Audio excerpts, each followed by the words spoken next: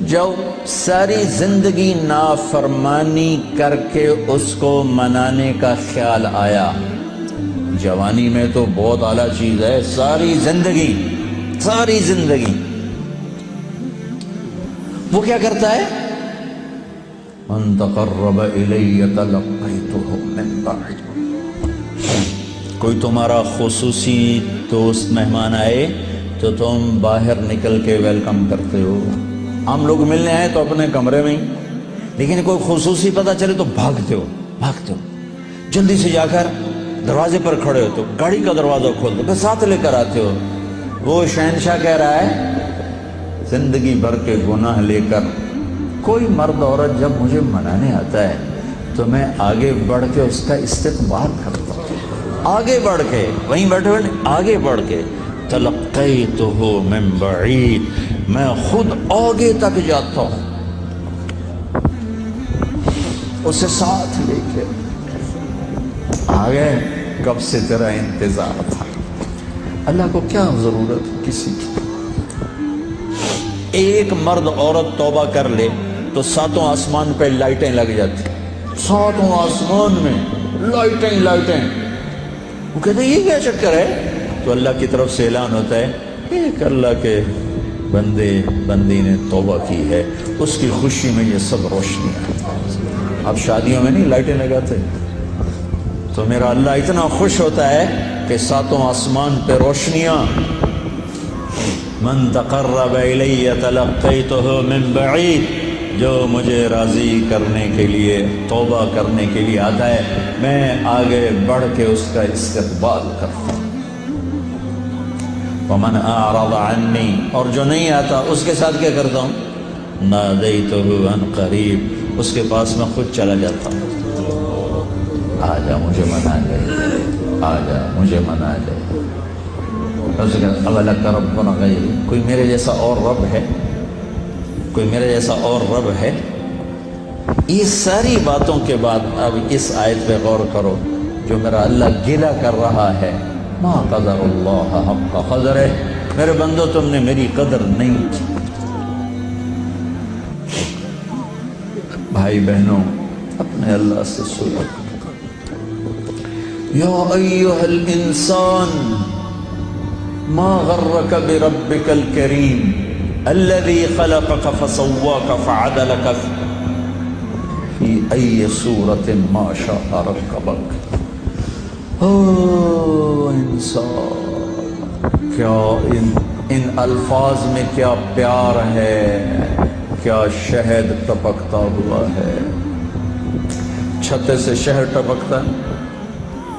اللہ کی قسم، یا ایھا الانسان، صرف اس ایک بول میں ساری دنیا کا شہد بھروں، اس سے بھی اس میں مٹھاس زیادہ ہے۔ اور پھر یہاں یا ابن آدم یا ایھا الانسان، خطاب ایمان والوں سے نہیں ہے، تقوی والوں سے نہیں ہے، اے انسان، انسان، انسان۔ وہ لگا رہا تو یہ تو بتا کہ تو مجھے چھوڑ کے کہاں جا رہا، تجھے میرے بارے میں کس نے دھوکہ دے دیا؟ اولاد ماں باپ سے بدگمان ہو جائے تو ماں باپ پہ کیا گزرتا؟ میں نے ایک منظر دیکھا ہے، میں موت تک نہیں بھول سکتا۔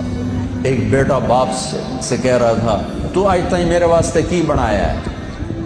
بیٹا باپ سے کہہ رہا تھا، میں دیکھ رہا تھا باپ بیٹے کے ایکسپریشن، بیٹے کے چہرے پر غضب، غصہ، تو آج تک میرے واسطے کی کیتا ہے، تو آج تک میرے واسطے کی بنایا ہے؟ ہوئے ہوئے ہوئے ہوئے، میں اب رو رہا ہوں، 40 سال پرانی بات، کہ جو اس باپ کے چہرے پر جو ایک غم تھا، ایک رنج تھا کہ میرے ہتھاں دا بال اج مینوں آدا، تو میرے واسطے کی بنایا ہے؟ جو اس باپ کے چہرے پر ایک کرب تھا، وہ صرف اتنا کہہ رہا تھا، اچھا میرا پتر، کوئی بات نہیں کر رہا تھا، میں اتنی کہہ رہا تھا، اچھا میرا پتر، اچھا میرا پتر۔ پتر ہماری زبان میں بیٹے کو کہتے، اچھا میرے بیٹے، اچھا میرے بیٹے۔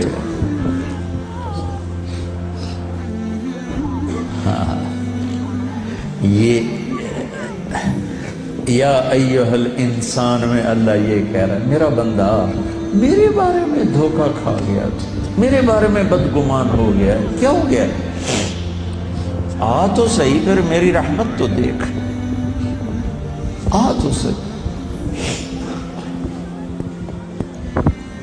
عمر رضی اللہ عنہ کے زمانے میں ایک شخص گویہ تھا، وہ ایک تارا ہوتا تھا، وہ بجا بجا کے نا اپنی روٹی کماتا تھا، بوڑھا ہو گیا، آواز ختم ہو گئی، فاقہ آ گیا، تو گانا بجانا کوئی اچھا کام تو ہے نہیں، تو گیا جنت البقیع میں، تو کہنے لگا یا اللہ جب آواز تھی تو لوگ سنتے تھے، روٹی بھی چلتی تھی، آواز گئی تو روٹی بھی گئی، اب اس بڑھاپے میں کہاں جاؤں؟ اللہ کو میرے رزق کا انتظام فرما، مجھے معاف فرما۔ عمر رضی اللہ عنہ مسجد میں سوئے ہوئے تھے، ان کو خواب میں آواز آئی، میرا ایک بندہ جنت البقیع میں مجھے پکار رہا۔ کس کو آواز آئی؟ عمر۔ کس کے بارے میں؟ گانے والا۔ عمر رضی اللہ عنہ ننگے پاؤں دوڑے، ننگے سر، پتہ نہیں کون ابدال بیٹھا ہے وہاں پکارنے والا، جو دوڑے ہوئے اندر آئے تو قدموں کی آہٹ، تو وہ گویے کی نظر پڑی، عمر آ رہے اور دو ننگے سر ننگے پاؤں، نے کہا ابھی آج میری خیر نہیں۔ وہ اٹھ کے دوڑنے لگا تو اس نے کہا ٹھہرو ٹھہرو ٹھہرو ٹھہرو، میں خود نہیں آیا ہوں، مجھے بھیجا گیا ہے۔ کہ کس نے بھیجا ہے؟ کہ جس سے پکار رہے ہو اسی نے بھیجا۔